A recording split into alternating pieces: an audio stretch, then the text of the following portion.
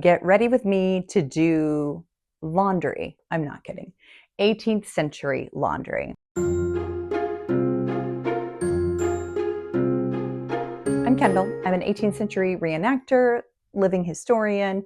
I do a lot of local history events, and I also travel to other states for reenactment. This weekend, I am portraying an 18th century laundress. So this is a one-day event, and it's about an hour from me. So I'm just going to get up in the morning, get ready, put probably most of my clothes on, maybe all of them, and I'm going to drive to the site. So I thought I would show you what it's like to get ready to go to a historical reenactment, what I pack, what I take, and to talk a little bit about what I'm going to be portraying. The first thing I need to do is to undress these mannequins. I had them dressed up for a homeschool day event that I did last week. So I need to take these clothes off, put them all away, and then I will get all of the pieces that I'll need for tomorrow, and I'll show you.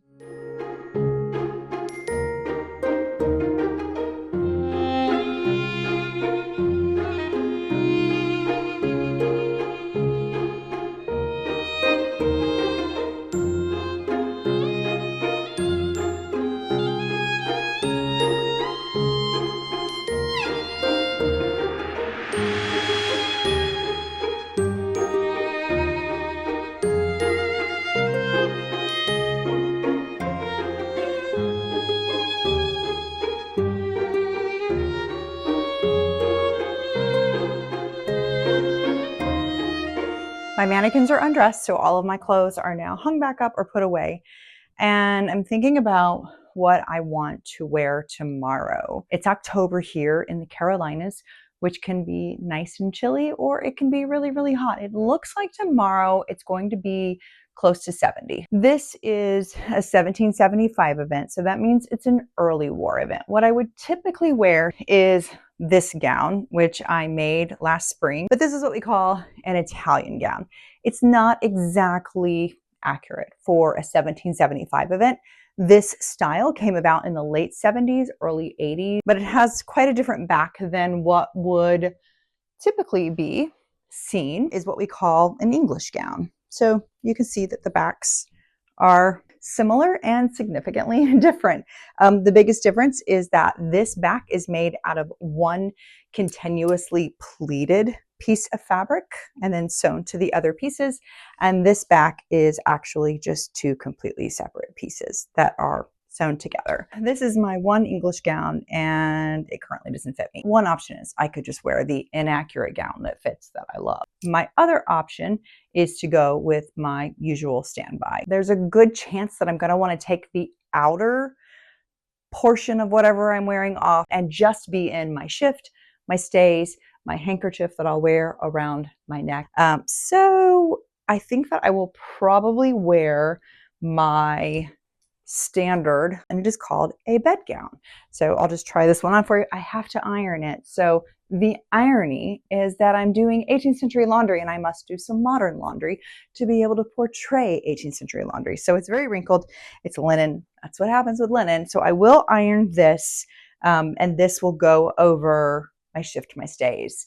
And that way, if I get too hot, it'll just be easy to take it off. I think I'll just wear my two standard linen petticoats that I typically wear, and I rotate whichever one is over, under, just depending on which color I want to wear on the outside. And for a handkerchief to wear around my neck, this is the one that I need to iron as well, but it's one of my favorites. Now, what we like to say is that we get dressed from the skin out. So my first garment that I need to put on is, of course, my shift. That has seen some better days, even though I just made it a couple of years ago. I wear it so often. Some of my little stitches around the neck have come undone. I certainly need to fix some of that. Here are my stays. I couldn't remember where I put those. So these, of course, would go over my shift. This is the inside that you will not see once I put it on. That's the lining, but these will fit my body just like that. And then I will lace them up. I'll be using my back, so it's really, really great support, but it also creates the shape of how my clothes will fit on me. I already had a pair of stockings out, so I'll wear these, and I'll also go ahead and take a backup pair Oh, and so important, my pockets. So these are tie-on pockets, which is what women wore in the 18th century, and it goes over my stays. I don't think that I will take any mitts. And one of the primary reasons that I wear mitts frequently is because I have wrist tattoos. In fact, I have had many sessions to have this one removed. I haven't found great makeup to cover my tattoos up. I've tried most of the non-alcohol based makeup, and that stuff is just smudgy and doesn't cover up, or it's blotchy. The big no-no out in reenacting world is to have obvious makeup on. We're portraying 18th century people who wouldn't have been wearing makeup, but it's also a big no-no to have obviously showing tattoos. I often just take care of that by wearing mitts, but if I'm going to be using my hands in water the way that I'm going to be doing tomorrow, obviously I'm not going to have mitts on. The makeup that I'm currently using to cover my tattoos doesn't do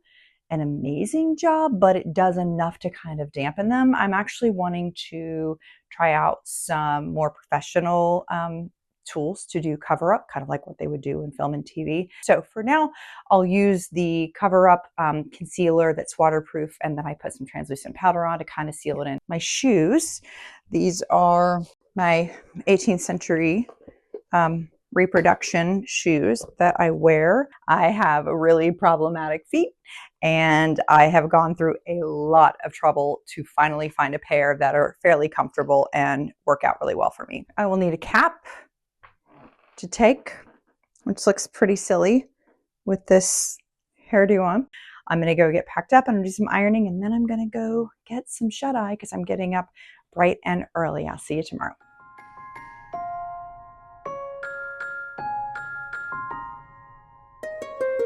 It's around 7 in the morning. I woke up a little bit later than I planned, and I'm really tired.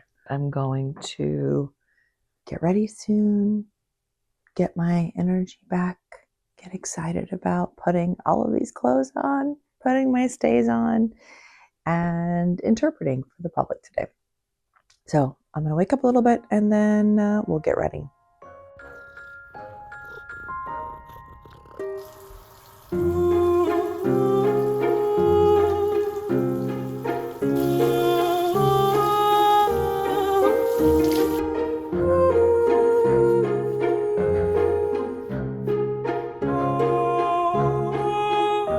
Start my skincare regimen.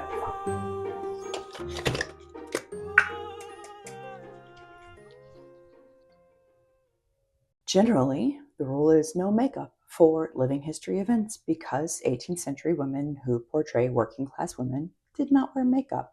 However, I am a modern day, almost 49-year-old grandmother who grew up in Florida in the 80s without sunscreen. I always put just a little bit of concealer on. The other thing I'm going to do is I'm going to put some makeup on my tattoos to try to dampen them, to make them not look so obvious. The nice thing about an 18th century wardrobe is that it protects your skin against sun. So everything that you wear pretty much covers you.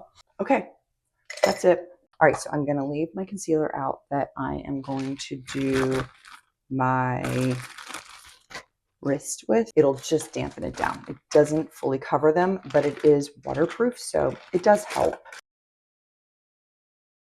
Okay, I have my stays partially on now. You can see the back. I don't have it tied yet. I am just teasing my hair. I try to have really dirty hair when I do these events. Curl it a couple of days in a row just to give it extra good body. I like to just use hairspray, works really good. I'm also wearing a cap that is a little bit bigger. It's my favorite cap. Tease it the best that I can, get as much body as I can, slap some bobby pins in it, and call it a day, especially because I'm running late. Okay, so my little poof here, it'll settle down a bit once I put my cap on. Okay, so here's my cap. I made this cap, I think a couple of years ago now. Most of the stuff that I'm wearing, I've made in the last couple of years. Okay, so you see that little poof? I always put a little piece of silk ribbon. You hear silk and you think only upper class people wore silk, but that's not true. People could have a little piece of silk ribbon or a bonnet or whatever. That wasn't an impossible thing for a working class woman to have. Okay, I've decided that since I am running late, I'm going to just throw a petticoat on and head to the site, and I'll finish getting dressed there. I just tightened my stays a tiny bit. I also did not put my historic shoes on. I have a pair of, I don't know, like Capezio or Danskin little lace-up leather shoes. They're not historic at all, but they pass by, so I'll wear those as just kind of like a backup when my feet give out wearing those. And then also I wear them to drive. My historic shoes have really slippery soles, so I just don't feel super safe driving in them, so I just throw these on. So yeah, this is what I'm going to put on, and then I will put also on my little dressing gown here to throw over for modesty sake, so I'm not just showing all my 18th century goods to the world. Okay, so I'm gonna pack some food up and get some things ready, grab some stuff, and then we're gonna hit the road. Okay, so I'm running really late, which is awesome. I don't love that. I also realized as I was grabbing something to wear that I forgot to pack my apron. So that would have been a big mishap. I had planned to wear my blue bed gown, but of course I didn't get it ironed last night. I was really tired and I didn't feel good. So I'm not wearing that. I am wearing probably my green Italian gown, which of course is not completely accurate for the time period, but it really doesn't matter. I brought that, and it's pretty chilly today. It's about 59 right now, and that's chilly for us here in the South. And it's overcast, so there's not like sun to warm it up, and I don't think there's going to be any sun today.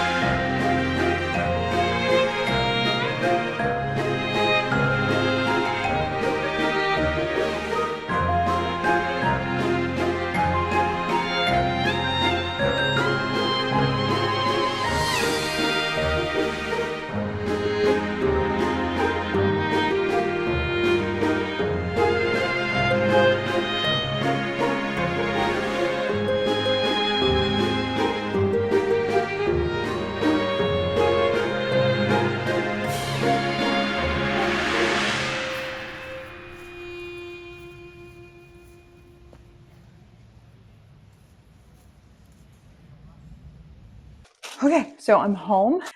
There was, I think, probably close to 100 people attended today. So it's always nice when, you just have intimate events like that. I'm tired, but it's been fun. It's been good. And yeah, so thanks for coming along with me on my big adventure to do laundry. My next event right now is in about a month. I'll be going to a pretty big battle weekend, and yeah, we'll see. Let you follow along with that.